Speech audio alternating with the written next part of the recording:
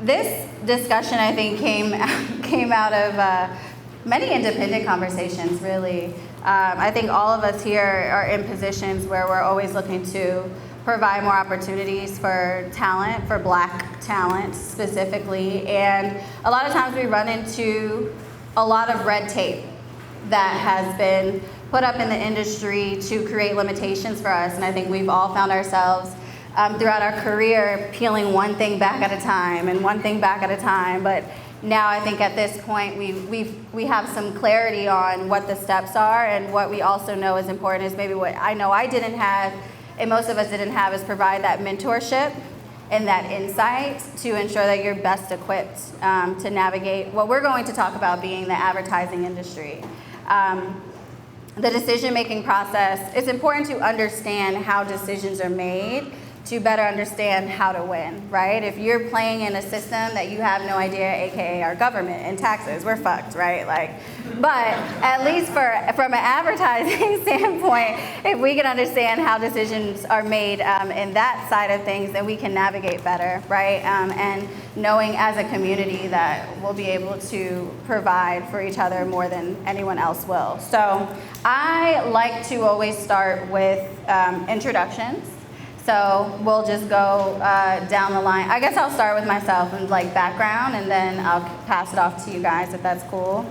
I started as a intern, found my internship on Craigslist, doing a fashion show production that morphed into content production over time. PA, PC, PM, line producer, executive producer, founder. I think what I found myself in a position of was always building and creating these operations for white founders of production companies and having to beg to hire someone Black. And I just realized that the only way that I'd be able to make an impact, and really, I also just got tired of working for people, but it was, and having to just make my case for why somebody was good for something, right? Or good for this role. And so eventually went freelance and worked with a variety of independent production companies and some independent artists, and that rolled into starting 19th and Park.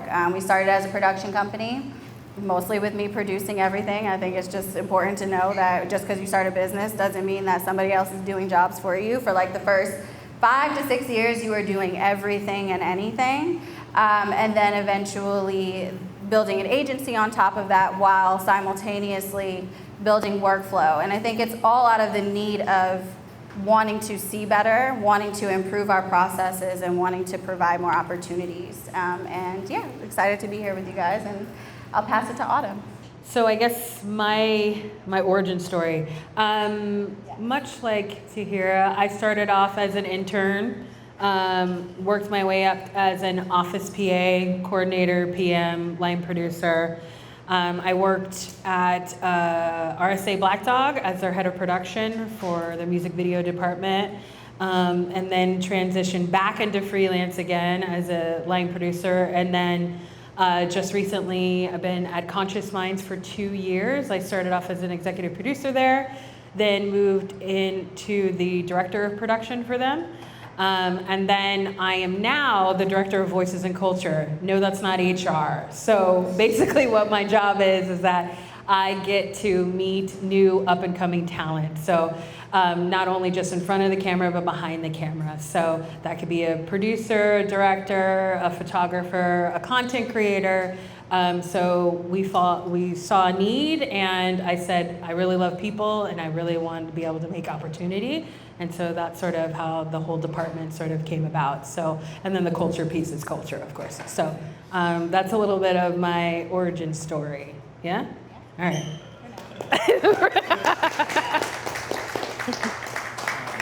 Hey everybody. First I want to say it's really cool to see a lot of people who I've worked with in this room on projects that we've been able to work on. And there's people that I'm going to work with you one day, Louise. So my origin story is I'm originally my background was in graphic design. So I actually started at HBO in 2000 as a graphic designer, and I know I always wanted to direct. I just didn't know how, but I was directing green screen projects for show opens and things that I was doing at HBO. But my business partner, Kirk Williamson, I don't know if he's in here, but he was in production at MTV. And so for years, all of our whole crew, we were all just working together at MTV and HBO, and we were doing a lot of personal projects on the side. And when I actually, to fast forward, when the Canon, for those who remember, the Canon 5D came along, that's when everybody became a director. And so me and Kurt started filming a lot of projects together, and one day, actually, we to backtrack, in 2008, we developed a show that was on BET called Harlem Heights. And so from there, just seeing how that went down if we were a production company going into that project and not just EPs, I was like, man, we could have controlled so much more and had so much more control over the story that we were trying to tell. We decided after that to create a production company in 2012. And so from there, we've been, this is our 11th year as a production company. And so, yeah, that's really our origin story. I wouldn't do anything else. Like Tahira said, I wasn't built to work for anybody. So I've been freelance my entire career, which means money management is key. So yeah.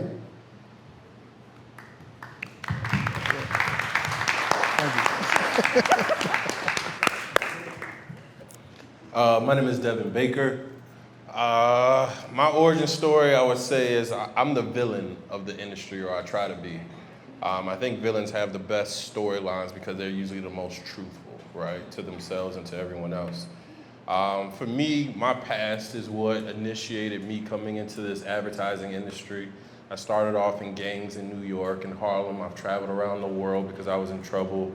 But traveling around the world allowed me to see us and our history and who we really are and stuff like that. And I think that's what led me into who I am right now. But going into the business background, I started off in the music industry as an A&R, developing artists, developing their music, developing how they talk in front of the camera, developing their style, their clothes, everything about them, which, as you can see in music today, we've lost a lot of that, right? And so that was my biggest purpose, is because a lot of the people, the talent, the salt of the earth, the things that come from this come from us. And so making sure that we're seen very highly and understood for what we do is super important for me, because to me, we're the salt of the earth. And so that's where my first kind of station came, my service is to my people. And so when it comes to television, I've always felt that television and media has a way of portraying us and educating people about us that nothing else really does. When you look at our music, when you look at our commercials, when you look at everything, it's what people read us and tell us about ourselves from. And so having control over that is something that's really been a major part for me in developing the industry. So I started off in the music industry working with artists like Akon and Wu-Tang and Colby Calais and all types of stuff. And I knew nothing about this industry until I got a chance to work with a director by the name of Benny Boom, who told me I would be a great art director, creative director, and I had no idea what that was. And so I ended up going back to school and everything, and then it kind of went from there. So I've had a chance to work with agencies like BBDO, Wyden and Kennedy, 72 and Sunny, Facebook, WhatsApp, all types of stuff. And my most recent one was 72 and Sunny, which I recently left, and I will be headed to translation now. So any opportunity that I have to really, help us, I felt like that's the best place to kind of do it at. But my goal is to make sure that we're seen in the light that we need to be seen in. And that's why I call myself the villain of the industry, because I'm just, one thing that we're probably gonna talk about is confidence and all types of stuff, but making sure that we're really seen in an industry that doesn't want us to be seen a certain way is just something that I've kind of taken on. So that's a little bit about me. Thank you. One of the things you talked about was that someone empowered you and made you aware of the role and the position that you then leaned into. What about for you two? Did you know that head of production existed or that executive producer role existed, and how did that transition come about for you? Question. I'll take that one. No, actually, when I first started, I wanted to be a first AD. I was like, yeah, I want to be a first AD. I want to control the set. And it actually was my mentor who saw something in me, and she was like, I don't think you need to be a first AD. I think you'd actually be a great producer. And I was like, what? No, I don't want to do that. And but she really sold it, and she was like, look, I will teach you everything that I know. And I took the leap of faith and said, okay, you see something in me, let me go ahead and lean in.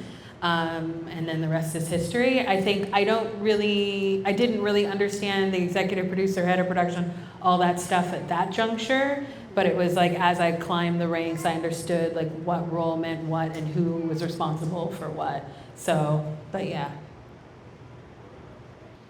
Yeah, I think I can answer it. Wait, what was the question again? I'm sorry.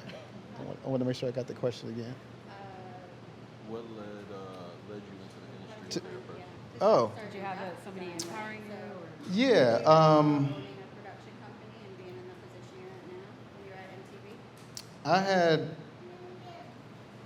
at MTV? Me and Kurt had nobody telling us, like, we really didn't have, at first we were just like, let's just be like a directing duo, because our other best friend, Chike and Kuti had developed their duo, so we were like, well, let's make our own duo. And we're like, let's do this production company thing. Let's be a directing duo. So we started that way. And then I was telling somebody earlier, we found ourselves in this production company role that we didn't really like intend on doing. So obviously I had, mentors and things that guided us through how to start that production company, but everything was happening kind of like trial by basis with us. It was just kind of like, okay, instead of directing this, sure, we can take on the production. We were doing the budgets ourselves, all the scrappy stuff that, when I look back on it, I don't understand how we did it, but we did it. So yeah, I'll say it was, that's, yeah. Great. Lots of self-learning and self-teaching, I think, that comes through. That is something that was essential to all of our journeys. Along with that, did you guys ever have to take some unpaid work to get to where you are? And would you say, even in your positions now, that those days are behind you?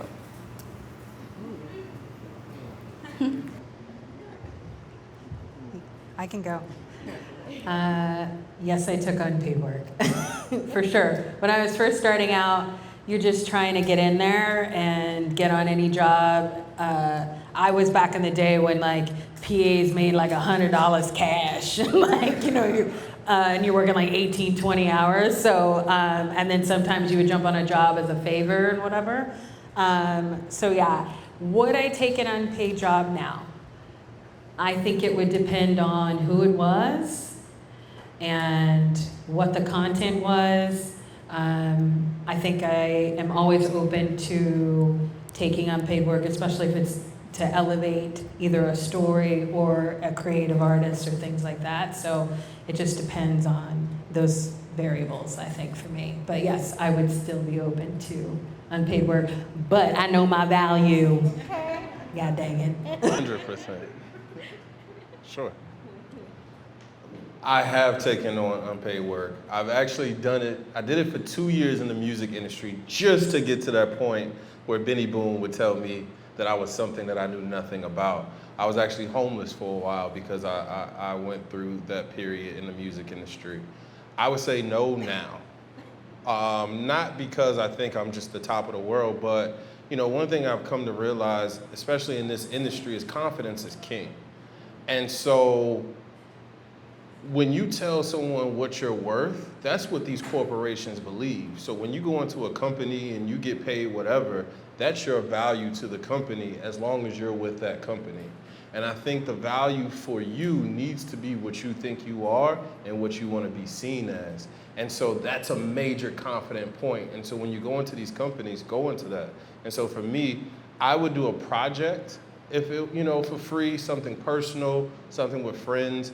But like mentorship, stuff like that, I don't consider that something that needs to be paid for. When it comes to us, 1,000% for free. But when it comes to the work, never again. Sorry, I knocked it all over. Oh yeah. My bad.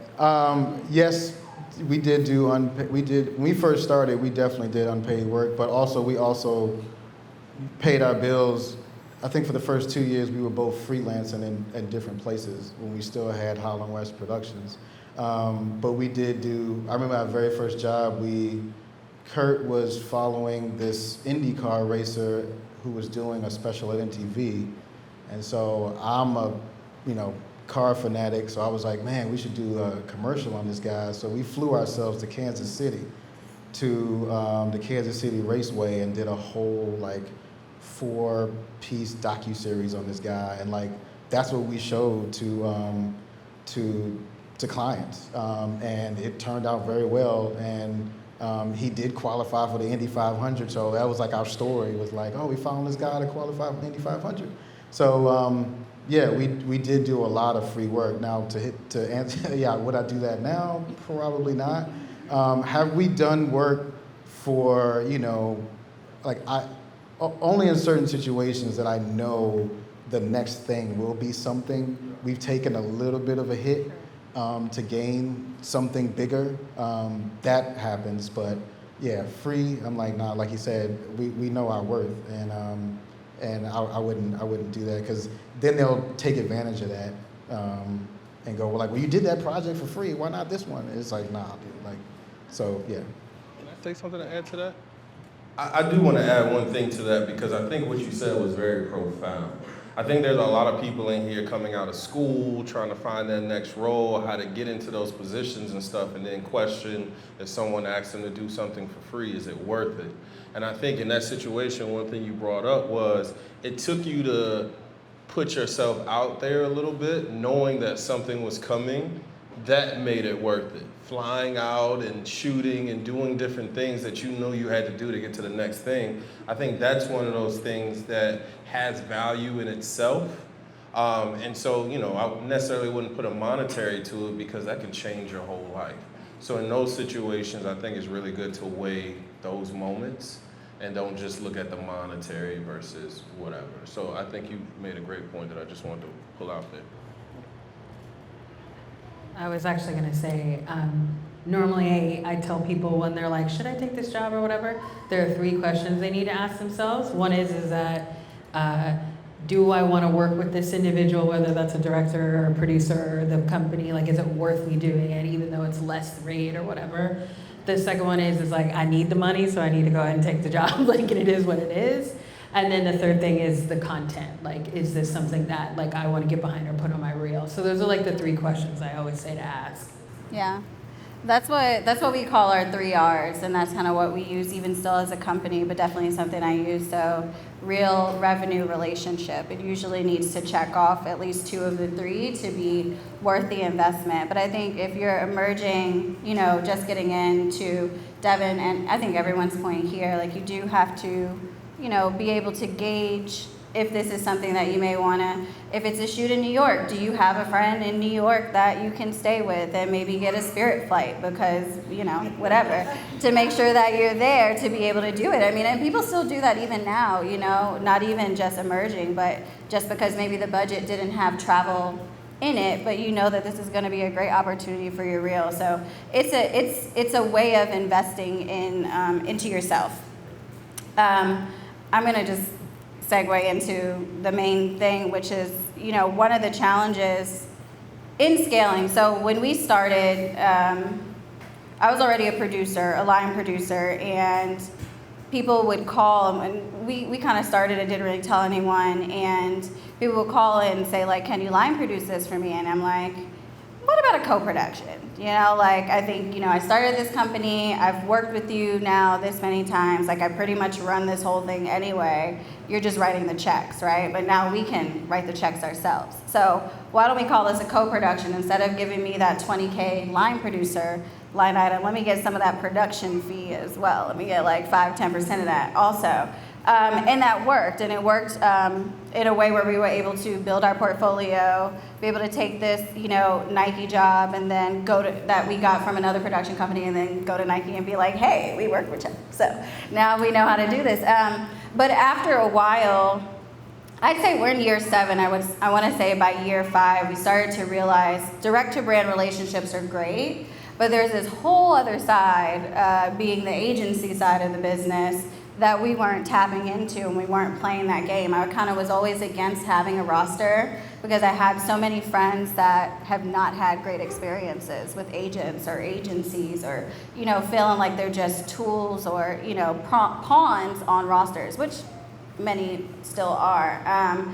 But I had to remove those emotions and those feelings and realize that there's a larger piece of the pie that we're not tapping into, and that's really being able to play in that ad agency, advertising space where they have a very specific way of going about decision making and selecting of directors and that whole process, right? Like step by step. So, Devin, do you want to break it down since you come from the top? Because it really starts with you. It starts with you, it ends with you, right? And then I'll add to it. Okay. I've kind of talked to a lot of you guys about this when it comes to the process, and I think it starts with the question of what can I do better in those situations. So the first thing I want to say before I get into it, there is a process that does happen, like T explained. So don't ever take it upon yourself to think that you're not good enough or whatever. There are tons and tons and tons and tons of directors that get their reels in and their portfolios in and all types of stuff. So generally the way the process works is, once we've sold out an idea to a client, the first thing we have to do is figure out what's the look, what's the feel, what are we really going after for this, and who has the personality to take it. A lot of times I look at it in different ways, and it's sad that we have to look at it this way, but a lot of times the only time you really go after a black director or Hispanic director is when you're willing to take a chance. And that's something that we really have to change, but that happens a lot in a lot of white agencies.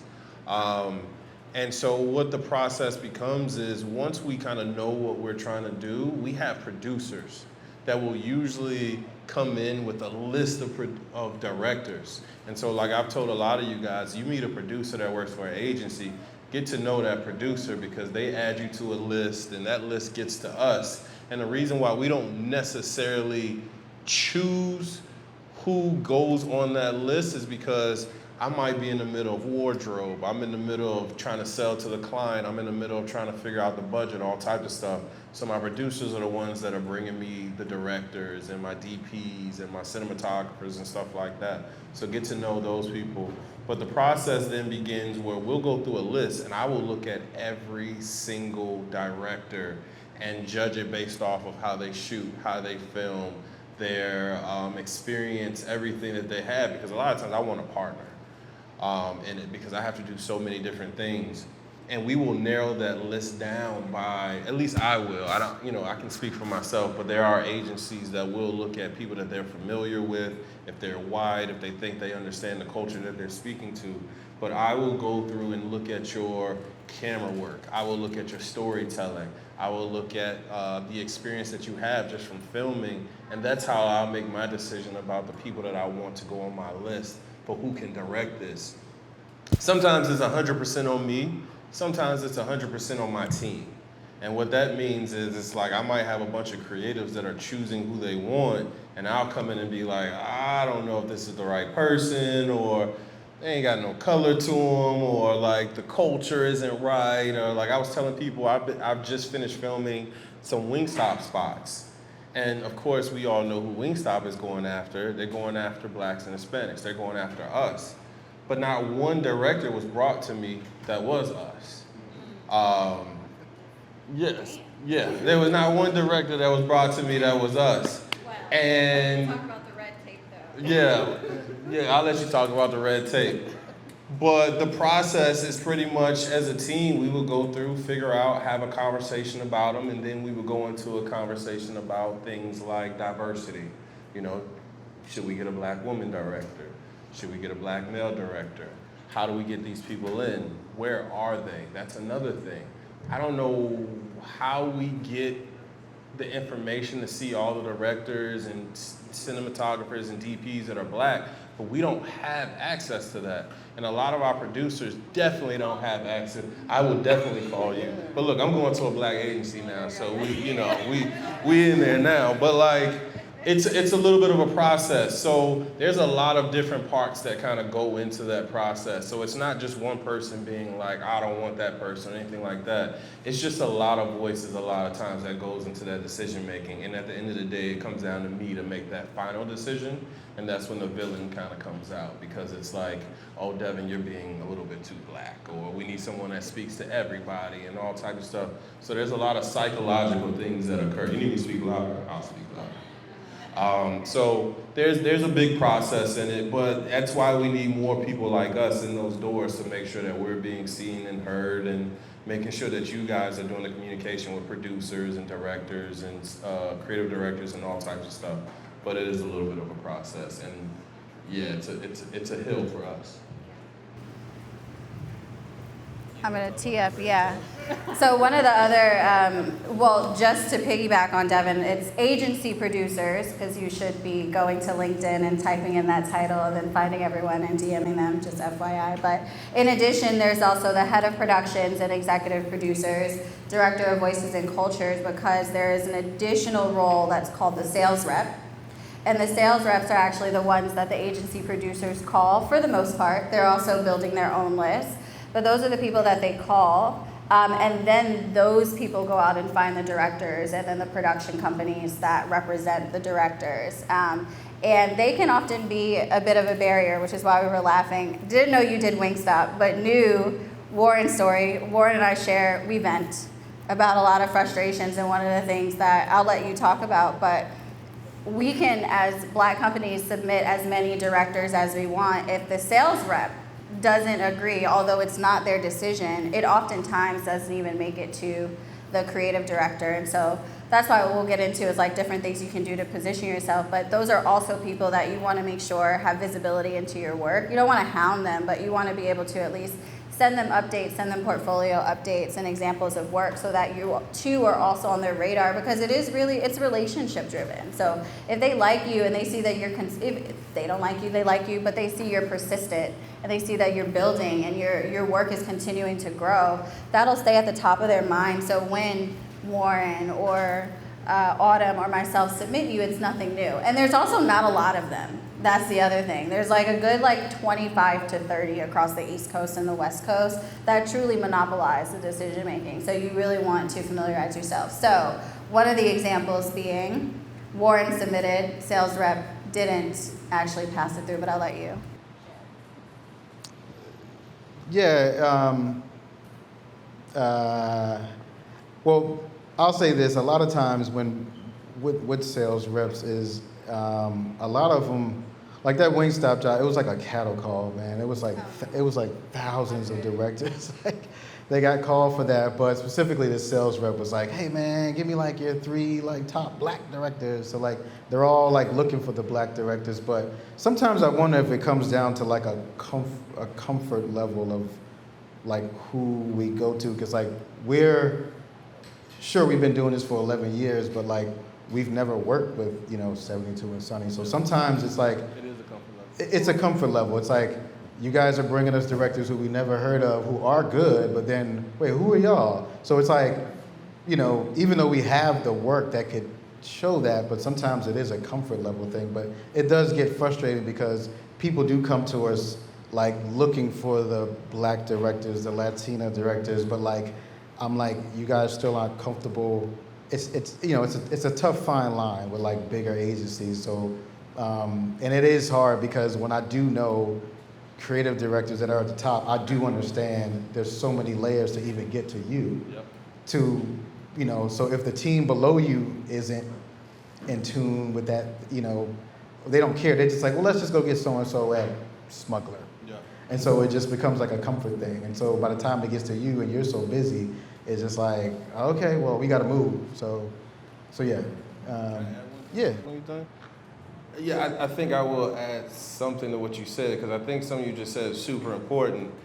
I'm one, if I'm doing, like, I did a Facebook one for us because I wanted to educate people on who we were, right? I wanted to show a different perception of us. I wanted to show what a doula was like. I wanted to show what being a black father was like. I wanted to show what being growing up as a black young man was like, growing up as a black young woman was like. And the issue with something like that is I'm one on a team of white people. And so it becomes my voice versus everyone else's. And no matter what position I play in that thing, it's always this one black guy versus a whole room full of white people. And I've heard things like, oh, we want to make sure it meets everybody. Everybody understands the message and stuff like that. And it's just like, well, us as black people, we have to live with your message our whole entire life. So me putting on an outfit for this black person or showing this house of a black person and they're middle class or they're high class or whatever you want to put them in, that's not demeaning to you. This is America. This is what you claim is what it is. So it is a lot. But to speak to the sales manager, for them, they're under pressure too because even though they may like you, if it doesn't work out, that large agency may not even use them again. And so they're always going for the ones that feel more comfortable, the ones in their mind that are always gonna hit. And so keep those things in mind. It's politics, it's psychology, it's where's the money coming from? It's, okay, if this doesn't work out, you know, how do I pay my family the next time? And so things like consistency and persistence are super important. Hit that motherfucker up every single, I'm sorry, probably shouldn't be cussing. Hit them up every single week. It's a business. Communication is a business.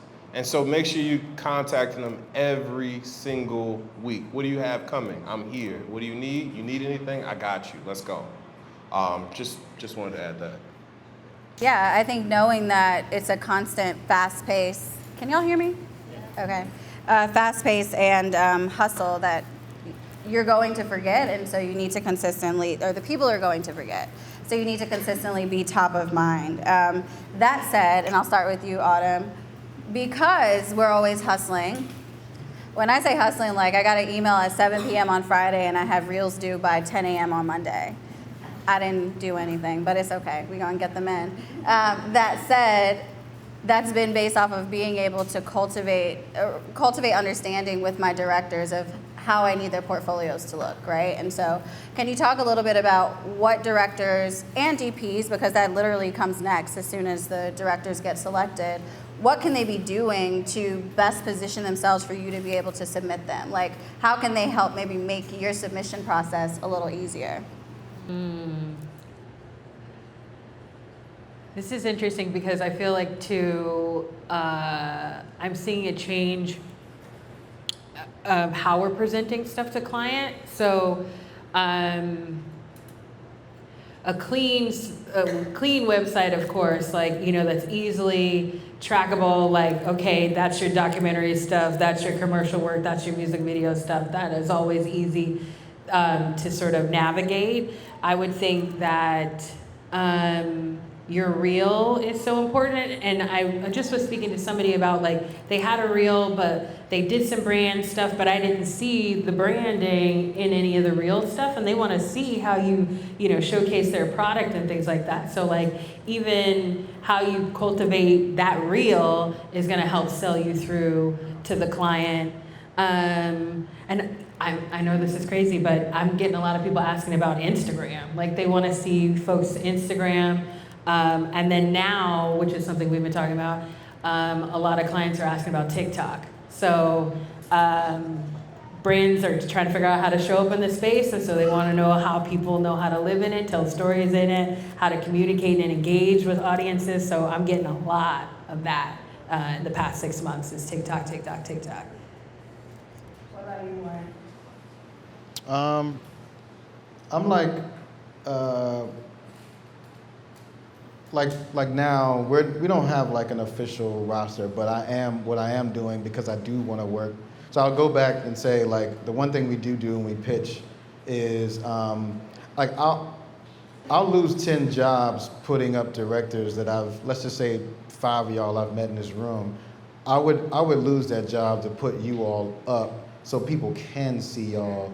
So what I'll do is basically like, I'll take, for example, like he's in the audience, Louise, like super dope director, but I'm like, Louise, just because, especially if he's not signed, because it's very hard. Like, that's another thing too. A lot of started to jump around, but a lot of like good black directors have been signed, especially specifically during the like, I call it the George Floyd effect. Like they got swooped up by like white production companies, and a lot of them aren't like getting work through those production companies, and it's hard for production companies like me to hire them because they don't do loan outs.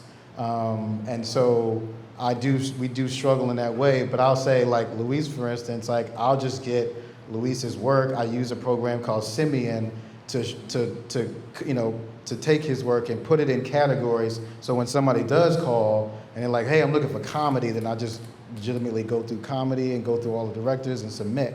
So that's kind of like how I do it. Because a lot of times we don't just submit websites, we submit, we got to make reels based on your specific work. So it does help to have, but again, certain verticals everybody don't have. Like everybody doesn't have food and, car and I don't know, fashion. So it really just all depends. So yeah, because we build those reels ourselves, but I at least want to have 4 or 3 examples to show somebody, even if, and sometimes I'll submit ideas just to get you out there. I'll submit those reels just to see what those producers would think. They may see something in a project that might not resonate to what the project is about, but they may like that person's work. Because sometimes it's not about all the brand stuff you have. Sometimes they just want to see, that person, I like that story they told. And can they tell that story for this brand? And then you just never know. So I hope I answered the question. But.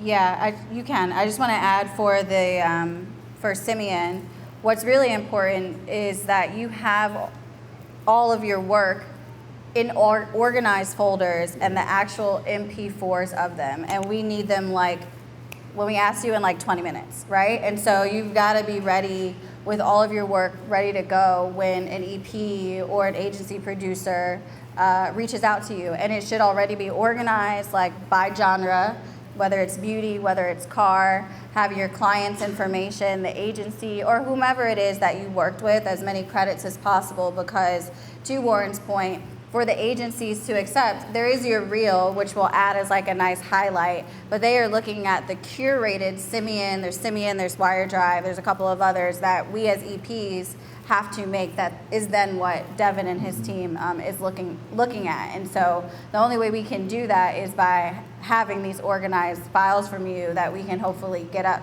within an hour to make sure that you make it into the submissions. Mm-hmm. Oh, I just had a quick question for you, Warren. Say I'm a director and I just have comedy on my reel, that's all I've been working on. Do you think I should stay in that world or venture out and try other material to sort of get a more breadth of variety of work? Or should I stick with what I know? I just say that depends on if you want to, if you want to get into car commercials. I mean, that's if you want to get into car commercials or you want to get into food, then yeah, I mean, that really all depends on how much you want to invest into doing that, because it can get expensive to go create projects for all those verticals. But I know comedy is, even for us, we've been pitched so many comedy, or people have been looking for comedy directors in the last 3 months. For a lot of spots, so it just really depends on if you want to get into something different than that. But I think you can be pretty lucrative in the comedy space if you continue building that out. Yeah. Devin, what are your thoughts on specs? If you are, because a lot of times I think I hear I was talking to Ray Smiling, and he he was pushing that people should be creating spec commercials, right? And we hear it. I know even Sam's been investing in one on his own. Yeah. You've said it, but I'm interested to hear from your perspective, like, are those received? And if so, like, what are you looking for in them? For directors that, let's say, maybe they only have comedy, but they want to do car, or maybe they only have beauty, but they want to get into food. Is it really worth them investing in, building portfolio pieces with their colleagues? That's a hard question. There are times where I see spec work, and if the spec work is good, I would say that spec work it could be 50-50. If spec work is all you have, then it becomes a choice of, do we take this chance? I'm looking at things, and this is one thing I have to say. Because we're big agencies, doesn't mean we know what we're doing. There's a lot of times I've sat in that room with people that are high ECD level positions, and I'm breaking down, I'm like, man, I'm going through a whole psychology. Like, look how he did this lighting here, and he cut to this frame, and he did this. I really like the way this works, and I really love the storytelling, and look at the lighting, and I love the way they placed the light here, and it gave this to the scene. I'm coming in there like that because as a black person, we have to know all that stuff. But they come in there, they don't know any of that stuff, so they're looking at it a whole different way. And so spec work can be very hard in that position because me, as someone that's a mentor and really want to see you succeed, I'm looking at the things of like, what were you thinking in this scene? Why did you do it this way? How can I get on set with you and show you how to maybe do it a little bit different? How do we work together to do this? But when you're dealing with millions of dollars of client money, client doesn't care about the spec work unless it's really, really good. So I would say a lot of times it's really hard to get spec work or a director that only has spec work through because it's seen as a challenge. It's seen as something that we have to take an opportunity on. During the George Floyd days, I think we got a lot of that, and it was easier to sell through because it was, we'll take a chance. We'll help this black director. We'll help this Hispanic director. I think that's starting to change a little bit more. I think commercials have kind of gone down, and so people are really feeling that, and so they're looking for more of the seasoned director or the seasoned director that has work or more of a partner because, budget is a thing and we might have to shoot 7 commercials. So I need a director that has the experience of, being able to work with that. So spec work can be a 50-50. If it's good, it's great. I was going to say something not about spec work, but like what I have seen is up-and-coming directors go directly to brands for some of their lower stake situations. So like anything that lands on Instagram or TikTok, right? And so they'll say, hey, I can go do this for you for a couple $1,000s, and then all of a sudden now they have Nike or Apple on their reel because they went ahead and just took the chance and actually contacted the brand specifically. So there are some of those low stakes like opportunities that come up. I think social plays a huge thing in that. Like if you're an influencer in social and you're doing, because to me social media is a lot of spec work that a lot of these agencies and clients, they look at this stuff and they want to create some of the same things. So I would say in that respect, spec work really does kind of play a hand, but then you kind of limit yourself to social. They're looking more for social in those types of situations than they are looking for television. Like you may not find a lot of spec work making it into like a Super Bowl commercial, for example.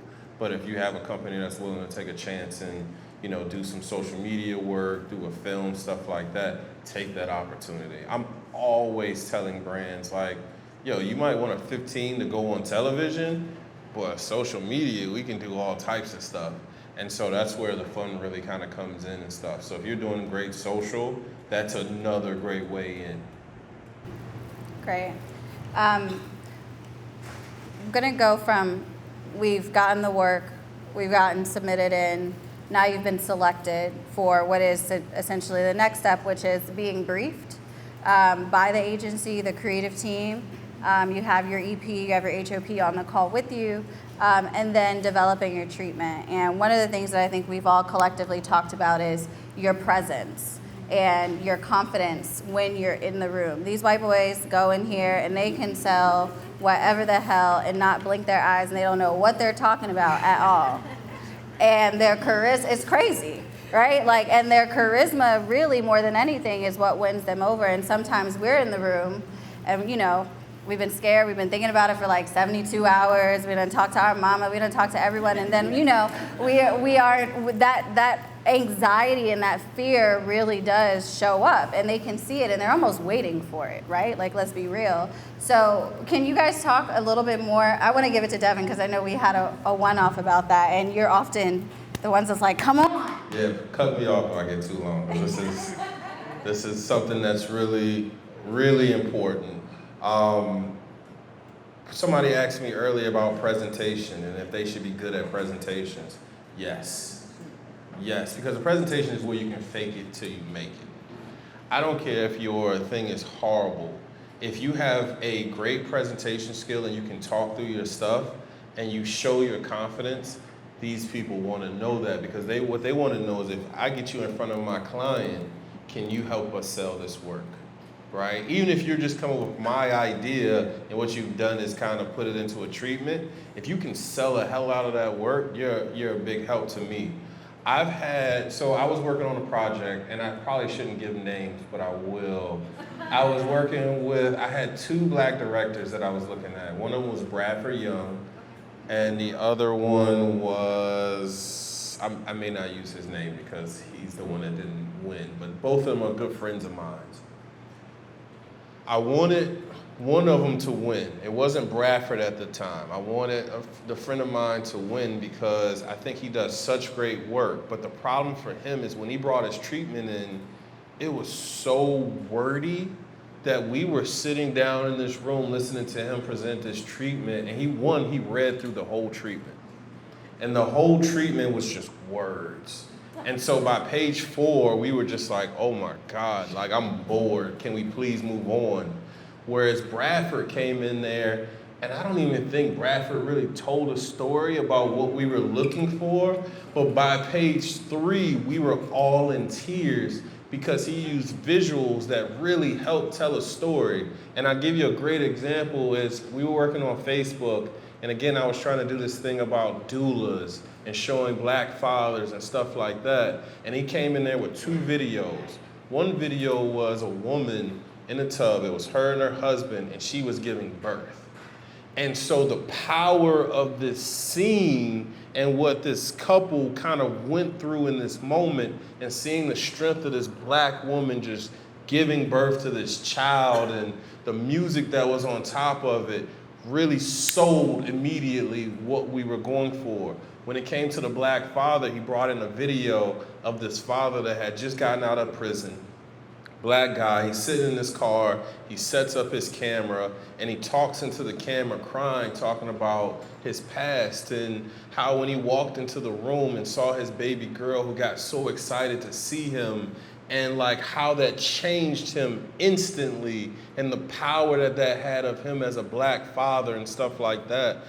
Those things were the ideas and the gratuitous nuggets of what we were trying to get to in the films that we were trying to do about our people. And so that alone sold us on the emotion and all types of stuff that we were looking for. So it was the experience in that moment in his presentation and all those different things that sold us. He didn't really even go into the scripts and anything like that. It was the confidence about the idea that he wanted to bring to the screen and how he wanted to shoot it and what he wanted to tell and the story that he wanted to tell that sold us all the way through. Because after page 3, we were all just like, all right, you're hired. I don't give a damn what the rest of the treatment looks like. This is great. You know what I mean?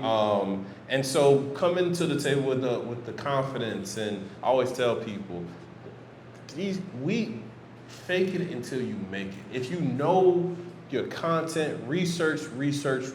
Walk into that room confident about what you're doing, who you're talking to, what you're shooting, how you're gonna shoot it, and don't come in there like afraid, because we'll sniff it out. We'll see it, the stuttering, the all time. We will see it. I will always have your back, but ain't nobody else in that room gonna have your back.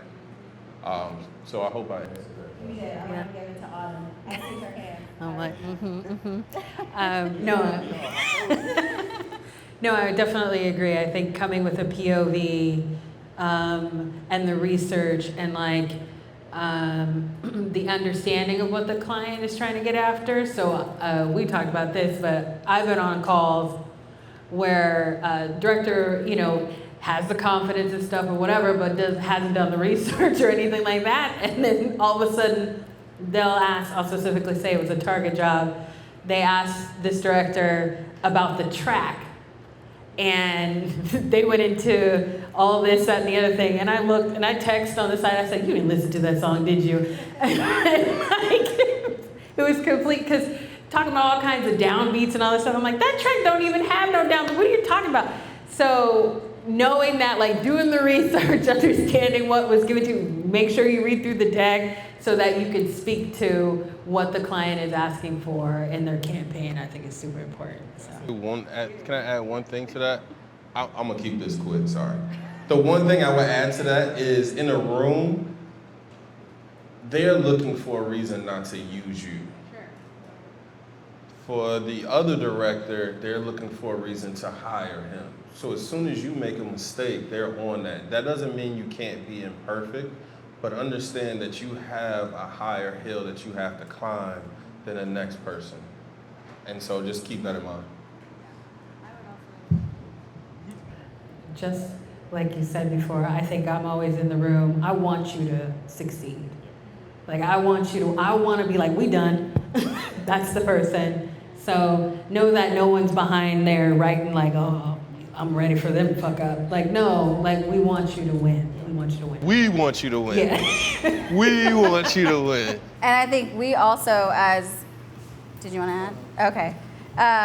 But on behalf of both of us, like as EPs and production company owners, we want to make sure you're set up to win before you even get into those rooms. And so never be afraid to reach out and say, can we run through this real quick? I'm probably going to call you anyway, Kauai knows, and just be like, are you ready? Like you want to run through whatever we're going to say. Never be afraid, though, if someone isn't offering you that, to ask, like, can we get on, the day before, 30 minutes before, and take that feedback and then reiterate it. If you can't get to the producer, or maybe it's not that type of relationship, that's where it's important to lean into your existing relationships, your existing network and friends, and say, let me run this by you, and like get their feedback. Are they hearing what you're saying in the first 2 minutes or so? Did you want to share anything? Yeah, I'll say a lot of times, a lot of treatments that I love when people pull from their own personal experience, no matter what the project is. Like, it's got to be, I think sometimes we don't think that, like, there's things in our own lives that we could pull something from because I love when people go off script. Even sometimes they'll go through the treatment with me, and then they get in the call, and I'm like, oh, they got a whole nother story going on like that. I didn't even know. So yeah, I think personal experiences a lot of times, because people want to cry, like he said. People want to feel something when they walk away from these pitches. If you just read straight through it, no matter how amazing you are, they're like, okay, well, he just read back what I'm, like, we're just reading what we just saw on the screen. We can tell when you phone it in. Yeah, we could tell. And so, like, even like treatments that have just images, it's like, you could walk, I think, your treatment with Ford, I'm like, those images are enough for me to see what got, I could tell. Like, I didn't need to see a whole lot of writing. Like, you can do a whole lot with imagery. So, yeah. Moving from the treatment stage, so we've been through the treatments, translation loved it, you're moving on, and now you're in pre-production and in development. I'd love to hear from you guys. What are two things? What are some mistakes that you've seen directors make or DPs make in that pre-production and on set that you would bring to everyone's attention, as well as just general things to know, like as you're watching as someone that may want to work with them again, what is important for you to see from these filmmakers? It's kind of loaded. It wasn't in the brief, my bad. Okay. So mistakes, I would say not being flexible, and collaborative in the space. So I think sometimes a director can get really attached to the creative and the way that they see it and the integrity of it. And sometimes the client doesn't see it that way for whatever reason in the space, and they are just not willing to let go. And there have been times where I've been on set with a director and being like, you need to do the take again. And they're like, no, we got it. I don't understand. And it's like, why are you arguing? Just do the take again. If this is your feature, argue with me until the end of the day. I'm totally fine with it. But right now, the client is right, and we've got to do it again. So I think that is the biggest mistake, is just not being a collaborator in the space, man. And people can pick up on that, and they don't want to work with that. I certainly don't want to work with somebody who's not collaborative. So I would think that's the biggest mistake I see, is a director not being able to let it go. Yeah, I'll say from a director and DP standpoint, with the not letting it go, I'll say any issues you have as a production company owner, just take it up with me. Because a lot of times I think, we're very, hey, I don't like loud sets. I don't need to be yelling. I like calm sets and good food. So everybody's either chill, we can get through this, we can make our day. But when you have a frustration, a lot of times, especially when working with somebody, I'm always the one that's looking for somebody new, and I'm like, no, we're gonna work with this person, I'm telling you they dope. And then they get on set, and then they, they're I'm like, why? They're loud with their crew. I'm like, damn. And then the client can see that. So a lot of times it's really just on set etiquette type stuff. It's just any issue you have, take it up with me. I'll relay it to the client. And plus also some people take advantage of our niceness. If you're too cool, then they feel like they can say anything on set. So that's really, it's just me, it's just on set etiquette. That's really my biggest thing. That's real. No, I think you guys said it all. I think collaboration is the biggest thing. I think that's always the biggest thing for me. It's if you're hard to work with, or if I get that feeling that you're going to be hard to work with, I don't want to work with you. On my sets, I run my sets. And that's just, I tell every director, this is my set. I run my set, I let you do your thing. You direct and everything else, but I'm right there next to you. If I need something redone, the client is in my ear, I got 50 million things, let's just redo it. You have to be a great partner. I'm not imposing, but there's a partnership in there that has to be done. And if you're gonna be a problem, then we just can't work. And we remember those things. I remember every director that I've ever had a problem with. So as soon as they come up again, I'm like, I've already worked with that director. I don't think they'll be great for that. They got the greatest reel, the greatest speech. They can be the most amazing director. I don't want to work with them again. They do not work with us very well, because there's a lot of work that goes into, we have you next to the client, we have you talking to the client, we have you presenting to the client, we have you face to face with the client, and if the client feels something, that's on us. They come and look at me, especially if I'm putting my nose out there for someone, and that immediately brings me down a notch in their eyes. So collaboration. Yeah. I was just gonna say too, going back to the treatment call or even the briefing call with the agency and stuff, I think that's the time too when you're peeping people to see who they are, who their character is and things like that. That's what I always get on a call with the director, or even a DP. I call it my vibe check. So let's sit for 30 minutes and get to know each other. I'm gonna know basically in the first 5 minutes whether or not you're gonna be somebody who's easy to collaborate with or not. So especially for a DP, y'all bring half of my crew. So, and that stuff trickles down. So if you're not cool and collaborative, I'm sure your team's not gonna be either. So I think that time when you're on the calls is a really great time to show who you are and what you bring to the table as an individual, because you all have value to add to your sets that you're on. So I just want y'all to know that. For sure. So we have on-set etiquette, we have being a master collaborator, being a leader as well, as a director, as a DP, and running the department. And I would also say just being comfortable with the pivots. There's a lot of pivots that happen that are part of the collaboration as well, but also being quick-minded to come up with solutions, being solution-oriented, whether it's through casting, whether it's through locations, like anything can change. The client changed their mind overnight, and you just have to be willing to do that and guide your team through that. With pivots, though, I do want to use, I know we're getting close to the end, but I want to talk about and hear from you guys what you are starting to see now as emerging trends in the industry, and as well, we'll start with that. Any emerging trends that you're starting to see be asked for? I know you've been doing a lot with creators and creator work. In any way that anyone in the room here can begin to prepare themselves for the next wave of opportunities to come. Yeah, trends for sure. Right now, the last 6 jobs that we won have all been content creator led. So brands are trying to figure out how to show up in that space, and they're looking for agencies to show them how to do that.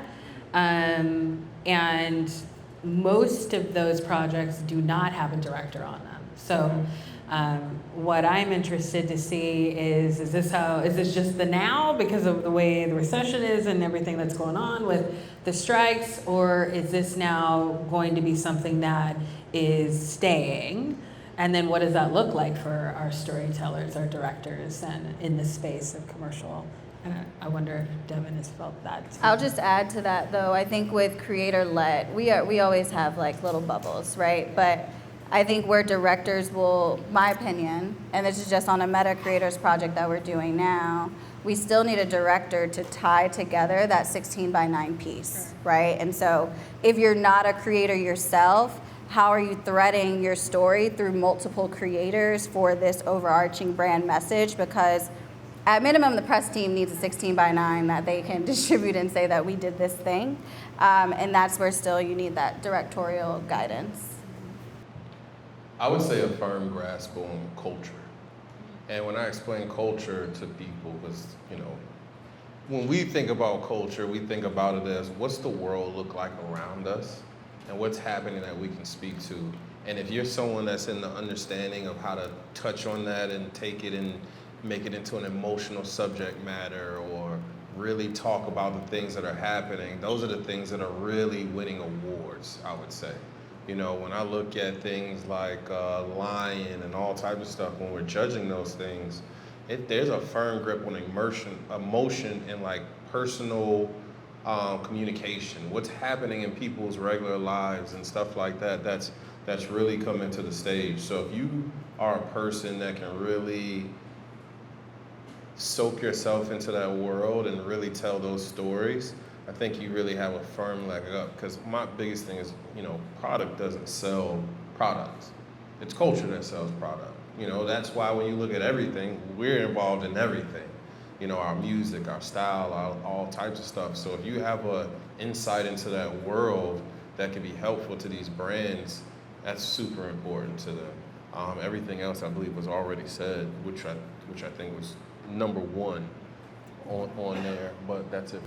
And diversifying yourself in cultural stories too, right? Like, it doesn't have to be a Black story that you tell. And I think we're often in that fight of like, we are non-monolithic and we can tell a variety of stories, but we need you all as creatives to be able to back that up, right? So that when we say, okay, this is a general market, or this is LGBTQ, or this is a Latinx story, or for a LATAM audience, it doesn't mean that just because you're Black you can't tell that, but it is about what the cultural perspectives are that you engulf yourself in and then be able to create around. I think that's super important because, of course, these industries look at us to do Black work, but if, amazing people can take your reel and then you don't even know who this person is or if he's Black or is whatever, that's something I haven't seen a lot of. And I think that gets you over that hump. That's where the idea of culture comes from, because you have to explain culture to a white person. To them, culture is Black people. And when for us, culture is like anything that's happening. It's speaking to anything that's happening in the world, all types of stuff. But we have to get better at showing that world. And I think we're the best at showing everyone's world because we've always had to work in everyone's world and tell their stories and all types of stuff. So to that point, I think it's important to make sure your reel is very diversified. If you can do commercials, do commercials. If you can do film, do film. But make sure it's just not us. How do you break that, you know? Oh, I think that's sorry. Maybe you can answer this because I do hear a lot of complaints from directors, especially Black directors in this space. Like, they want to diversify, but they're not given the opportunity to, right? Because they're saying, okay, well, you're only good to tell these stories. And so I guess double click on that, like how do you get yourself to be seen outside of just the Black story? I've been trying to figure that out for the longest time. That is a problem. That is a huge problem in the industry. I mean, even for me as a creative director or whatever, I find myself being put on projects that really speak to us. And so I have to push those things of how are we coming out into the world and stuff. So I've come across a lot of, I would even say directors like Bradford Young still have an issue with that, even though they've done things like Star Wars and Rogue Squadron and all types of stuff. We're still calling those people for the same exact BS that's already out there in the world. So to give a answer to it, it's something I've been trying to figure out for the life of me. How do we break out of those? But that's that glass box that we're still in right now. But then there's the cynical side of me that are like, screw them. We need to start making for ourselves. And I think that's the best way that we're gonna bring these things out in the world. I'm gonna use this as an example because it meant the world to me to see this film, but it was the Book of Clarence, right? Even though that's a Black story, and whoever will tell us it's not, but it's a Black story, but it breaks out of societal norms of what we see ourselves at, what we see on television, all types of stuff. And I think it begins with stuff like that. And that begins with like the Black production houses and putting out content. That's just not for us, but for everyone. And I think the best way that we're gonna get past that is just doing stuff for ourselves and really creating those things and then showing the world that, nah, this is us. I think we have to become the commodity instead of selling our commodity. Because I don't think in an agency world like a 72 or a BBDO or any of these agencies are gonna look at us outside of anything of what they believe we are. And so we have to create what we know we are and put that out to the world. And that's why the Book of Clarence and all these new movies that are really starting to come out that show a different experience are super important. But that all starts with all of us in here. Agreed. I'd also say proudly Black agency ownership as well. And making sure that we're building and owning in that pipeline, which we've been able to do. We started as a production company, intentionally diversified our work, taking a lot of free work and co-production just to have general market campaigns on our portfolio, and then be able to, again, to the charisma, to being like the salespeople and saying like, we did this for them, we can do this for you. And it took one or two people, usually Black people, honestly, on the other side, that would then lead to an opportunity. But it was a realization, the profit margins are great, but also like the realization that that's where the happens. And so if we can go directly to a brand and gain their trust for whatever said commercial, they care, but they don't care. If we say the director is great, that's all that matters, right? And so hopefully we continue to see more agency ownership continue to develop, and as creatives, you definitely should be building relationships with those Black agencies as well. Last thing, well, two, but I'd be remiss to not bring up AI, because it's happening fast, right? We're seeing it in all things. It is also integrated into workflow. In addition, I would love to hear from you guys, how you're seeing AI being utilized. I know for me, I've seen it a lot in treatment development so far, like playing with Midjourney, but any insights or advice that you can give so that people start to begin to future-proof. I was having a conversation last night with India, who I think she left, but one of my biggest frustrations, we talked about this at Cannes, I was like ranting because we had this whole group Black Inkwell Beach pop-up, very flashy, black this, black that. But we sat in the room and we just talked about our traumas, right? And so we spent a week in Cannes not talking about future-proofing in any way. And we're amidst a time where there's a lot of upskilling and reskilling that's going to have to happen. And your ability to utilize language is going to be it's going to be key for your growth, right? And so, language drives AI. AI is going to begin driving creativity. It's also going to drive efficiencies in the way that you're able to operate and be able to turn things around. And so, I would love to hear from you guys what you're seeing and your thoughts around that as well, how that may shift the way that we're working today.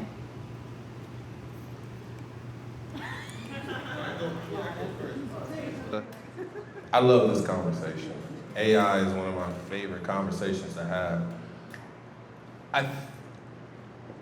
So the dot-com boom was a period that I feel like we missed, right? Like the technology and everything that was there, we didn't jump on that. And I think we have an opportunity again with AI because AI takes and supplements what a whole team of people can do into a few people, right? And I think it's an opportunity for us to take something that a lot of people fear as taking jobs and use it to create jobs and do different things. And for me personally, I've used it a lot because I get calls from AI companies or startups all the time that are looking at new ways of building and diversifying. So what I've done is work with a lot of companies on ways to help make our creative easier. So I've started, and you can go to the website. This is something you can use for your treatments. There's a website called Kive.ai. It's Kive.ai. And what we did was we started a mood boarding AI-based flow system where everybody that's an art director, cinematographer, DP, we collect images for years. And so I wanted a way that we could take all these images, it was a cheat for me to be honest with you, but it was a way that I can get everybody's images into a system and have it categorized. Well, whenever I gotta do a treatment or anything, I just go in there and use it. But that makes our job easier. And those are the things that these companies are looking for. And so being on top of things like how to create a programming statement or how to set up something or how to program or how to use this to help you with your edits, to make your edits quicker, to make them different, all types of stuff. I try to tell companies to use AI as a tool, not as a God system that you get all your answers for. And so for you guys, I would tell you guys the same thing. As directors that are coming up and trying to do your own thing and make your own film, how do you use AI to make your job simpler? It's just like when the camera came out, when the Canon came out, we took that and did a whole bunch of things because film became something we can use right then and there. With AI, it just takes that whole process and even just makes it a little bit simpler. So now how do we take that? It's gonna take work, it's gonna take studies, it's gonna take us coming together to build stuff because these cats are already working together, figuring out all types of stuff, and we need to be able to come together and be like, all right, well, how do we make this process better for us? If I'm a production house, how do I take this with other Black production houses and create a network, for example? As an art director or designer, how do I take this and put together something that we can use and build? That's one thing that we really need to do is to come together, take this AI and make it work for us versus us working for it. And that's what I would say. It's like, I don't have an issue with AI at all. I think it's great. I think what makes it great is us having the power to use it and strengthen ourselves to get better with it. Catch it while we're still early. And catch it while Yeah. Yes. Yeah. No, I just say embrace it as a tool. I was one of those ones that was like, oh my God, it's gonna take everything. But once I started creating like treatments with it, and especially like Chat GPT, and I think the other one's called like Bart. What's it called? Bart? What is it? Midjourney. Bart. Yeah, it's like. It's the Google. Yeah, it's like doing mood boards. I mean, you could literally make the image. You could forward out your commercial without even. I mean, I still rely on storyboard artists, but there's certain shots and things that I need that, you know, I just go to Midjourney and type it in. Sure, it takes some work, but or just like scripts and things like that. Or again, like I said, we're in the unscripted space selling shows now, so it's like those treatments are being done so fast. But I just am, but I don't just, again, I don't rely on it. It's just I use it to expand like an idea, and then you got to keep plugging in and plugging in. But yeah, I embrace it. I am curious to see how far it's going to go, because I'm now seeing people do like these weird, like I saw a Nike commercial on LinkedIn, and I'm like, it looks cool, but it still looks AI. But it's at some point it's going to get kind of scary where you're not going to be able to tell. But they still need us though. You know, like I still feel like we will still be needed even though AI is here. There's nothing like human connection. So. Yeah. Much of the same. I've seen it in treatment writing, proof of concept. I actually have a question for you guys, which is, I don't have a problem with AI. I think the same thing, like utilizing it as a tool and things like that. But then when I see articles like the Levi's brand, where they're using AI to diversify casting as opposed to doing the work. So I guess, do you guys have a POV on how you feel about it being utilized for that? 1,000% do. I'm gonna say the same thing I said earlier. We live in a capitalistic white society. So anything that they're gonna use, any tool that they have that's gonna save them money, is gonna get past this diversity thing where they don't have to pay for certain things to get things done, all types of stuff. They're gonna take that. And so you have to, in your mind, come to a decision of, am I gonna be the person left behind waiting for that to be taken from me? Because they are gonna do it. You are gonna start seeing Black commercials created by AI and all types of stuff like that. But how do we take it again and use it? Because I'm a firm believer that we can use them to learn, but there's a point where we have to start cutting that off and doing our own thing. Because much like you said, they're gonna need us no matter what. They're gonna need us no matter what. But how do we put ourselves in a position of power so that when they come calling, we're already doing what we need to do so we control those rooms? Because everything you're saying, they're gonna do. It's only a matter of time. They're gonna do all. You're gonna see Issa Rae type shows that were completely created in AI, fairly soon. That's what they're building up to. They're not doing this to help people. They're doing this to help business and make more money quicker and more efficiently. So how do we jump on board of that and start doing ourselves? Because in my opinion, like I've said in all of these rooms, NFL, you name it, they are not smarter than us. They are not smarter than us. I look at this country and we've built, we've designed, we've created the culture. The word woke is just completely changed to something completely, everything we do and create, they take and make. So how do we start to establish our own selves and start to build off of what we create instead of selling it to someone else? There's an article I heard, and my dad sends this to me all the time because I do this as well. We should be living off of our talent, not the necessity that they put in front of us to live off of.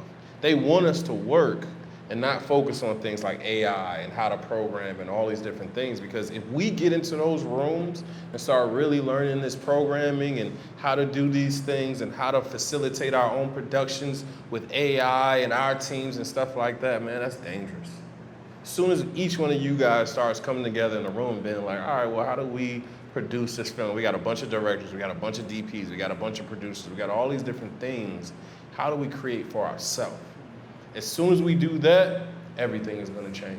I promise you, I promise you.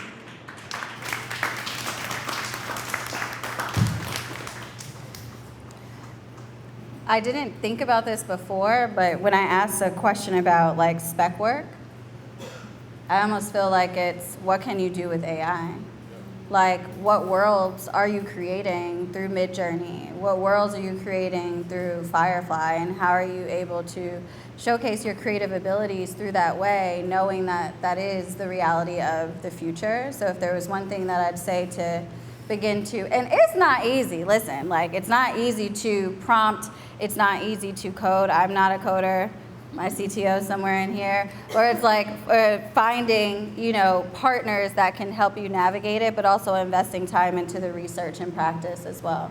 Can I say one more thing? And it makes me think about that too. I sit in meetings all the time where production houses come and they'll show us like their photographers, and they'll show us their DPs and their cinematographers. And like the photographers are using, like I dealt with a photographer the other day, white guy from, I think he's from like Europe, and he was obsessed with the Source magazine. And so when he comes in and he's showing all this art and stuff like that, I'm in the room and I'm like, this looks just like the Source. But everybody around me is just like, oh my God, this is the most incredible thing.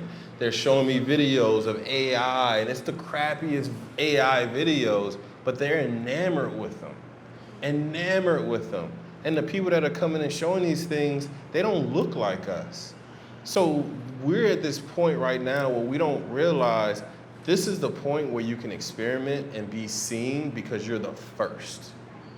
And that's what you have to do. Don't wait. Don't wait for someone to give you an opportunity. Don't wait for someone to give you a job. Go home, start making these videos. I've spent about $2,000 in prompting codes that people create, and I just have the reference for them. And so all I gotta do is go in, tap in certain things, enter the sentence, and boom, it's there. I don't have to put in the work. It teaches me prompting at the same time, but I bring that stuff in, put it into a clip, take Premiere, which has AI that you can build into it, and it just does everything for me. One-man show. I've had to do it tons of times because I've had something that I've had to get to the client last minute, the next day, all types of stuff. So it can be done, it's just a matter of doing it. Good. My last question, yes, you're gonna give that up. And I also, if you guys haven't already, make sure that you scan the QR codes for workflow. To your point, it was a hole that we saw was needed and a way to streamline the way that, and most of you were here for it, the way that we staff up, the way that we're able to manage all of our contacts. We're calling it network relationship management. You have client relationship management. We find it important to be able to manage your relationships, and the team here, you can see that you'll find them if you have any questions, really dug in and saw again how archaic we were, and it was a ripe opportunity to lean in and be one of the first and proudly black, fully black team to be able to build on that. And the most love that we find, and helping us continue to reiterate, I think I said this earlier, we raised $500K, it's not small, but we aren't raising 3 million, 5 million, 10 million, 100 million. And so we have to build smartly and wisely, and it's only with you guys and our community here that we can continue to do that. And you pour in your call sheets, and you pour in your insight, and you pour in your experience, and we're able to build something together. So sign up if you have it. Last question. We can close out with this and then we'll open it up to some Q&A here. What is a rule of thumb that you swear by in your line of work? You can give 2 if you must. I mean, I'm gonna go old school. Treat people how you want to be treated. So I'm always how I communicate, how I show up for each department, how I interact with client, my director, my DP, all that stuff. I connect with them. I speak to them the way that I would want someone to speak to me, the way I would want somebody to collaborate with me. So I think, the treat people how you want to be treated is huge. I don't know if Kim Cohen's still in here, but she and I just did a job together. She could speak to that. It's super important for me to, give love and light and then receive it back. So that's mine. Yeah.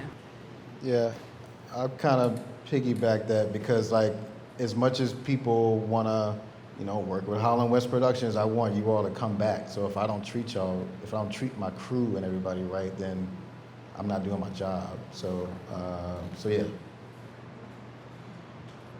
I think I'll say 2. One is, and I've said this already, it's products don't sell products. Culture sells products. Understand that you live in a world that everyone else wants to be a fly on the wall for. And so once you learn how to tell those stories, then that's gonna help you. The other thing is be a Trojan horse.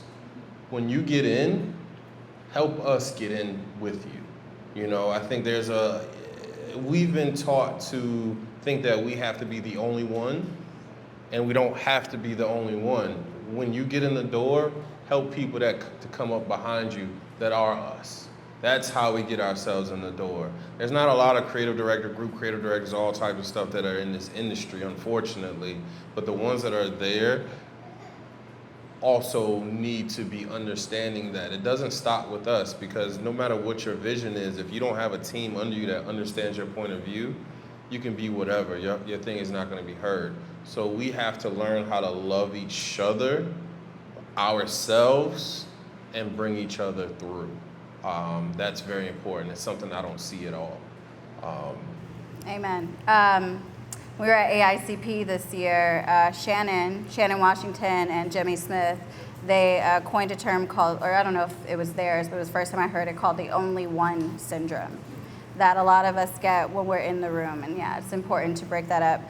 Mine would just be stay ready so you don't have to get ready. Been saying it for forever. You've got to, and as a producer, you've got to just always be ready for anything and everything. But I think that's in every aspect of your life, really, but also as a creative. So as we're opening it up, and if you guys have questions, feel free to raise your hands. Can you just let everyone know where they can find you and get in contact with you? I think everybody has my email at this point, right? I'm pretty sure you have my email and phone number, social, everything. Cool. You got it? Okay. So feel free to contact me anytime. I have a family, I run agencies and stuff like that, so sometimes I won't be able to get back in contact with you immediately. Just have some patience with me. You hit me up on LinkedIn, I see your face, I see your name. It's easier for me to contact with you and then pull you over into personal, but I'm here for you the best way I can. It's why I'm here, period. Yeah, you can find me. I am on LinkedIn a lot, so it's really just my name, Warren Oliver, and then my IG is just Warren O. It's pretty simple. You can tell it's my page because all my stuff is black and white. But yeah, like you said, I'll do the best I can to get back to everybody as much as I can. Yeah. I'm not on the socials. I'm on LinkedIn though. But you can reach me on my email. It's autumn@cm.studio. I'm always available. My job is to meet people like you, so don't be afraid to hit me up. Let's go to coffee, let's go to lunch, and just connect. I want to hear your story. I want to know who you are as an artist. Like, that is my job, and I love to do it. So don't hesitate to hit me up. I will get back to you, and let's get something on the calendar. So, yeah. Yes, autumn@cm.studio. And you can find me on LinkedIn. I'm always on the phone. Y'all see me. But Tahira Jalise on Instagram, and LinkedIn is the easiest way. Since I have so many emails based on a topic of discussion, I will direct you to the right one. But thank y'all for sharing space with us. Let's give it up for our esteemed panelists today. Thank you for all the gems. Hope you all feel even more enlightened. And I see. I know a lot of us creative people mostly use Instagram, Twitter. So can y'all talk to us about how important it is for creative people to have a LinkedIn page, and how active should we be? How should we articulate our work on LinkedIn versus how we do on Instagram or other social media platforms? So that's interesting. I don't think I've ever looked for a director on LinkedIn, to be honest with you. I think it's always been either Instagram or their website or things like that. So I've never had the experience of having a director on LinkedIn. Yeah. Going back to going back to what we were saying about agency producers and sales reps and creative directors, group creative directors. Those people do live on LinkedIn and spend a lot of time on LinkedIn for the most part. So I don't think that you need. Sometimes I see photographers, like people like blasting things, every other day. I think there can be a bit of a strategy to it, maybe even like a newsletter as well, and targeting people that gives maybe a monthly or a bi-weekly update to the work that you're doing and your progress, and then targeting those specific roles that we've mentioned here. I think there's value in that.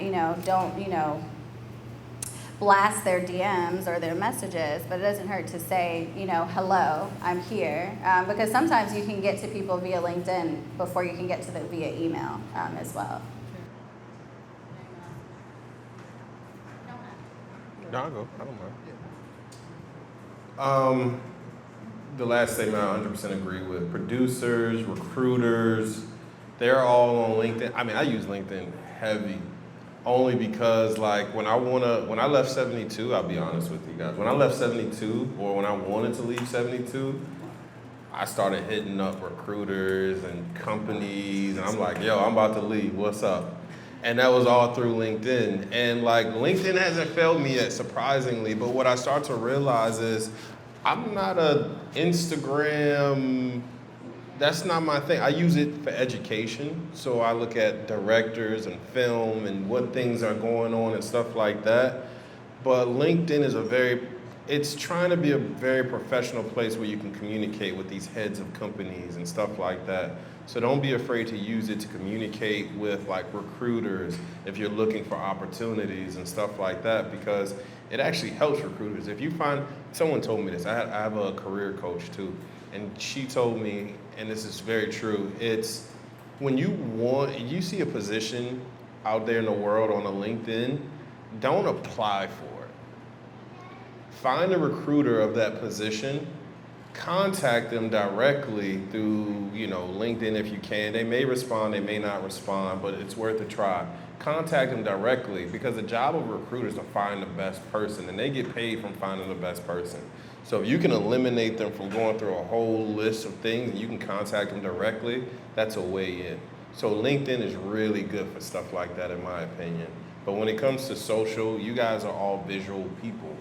Instagram is a great place to really show who you are. I'm always going to look at a portfolio first, because for me, that's your resume, that's your body of work. But you can't tell the process from your portfolio. You can't tell the things that you went through from your portfolio, how you got to this idea. But when I look at your Instagram, and this is what we ask you guys to look at Instagrams for, I want to know what your fashion style is. I want to know what your day-to-day is. Are you in the culture? What kind of music do you like listening to? Different things like that, that's going to inform me of, is this person the right person for this job, for this gig, stuff like that. So I would say use all of them to the best of the ability, but understand that each one of them has a bit of a purpose. So LinkedIn is your business, Instagram is your personal, your portfolio is your work.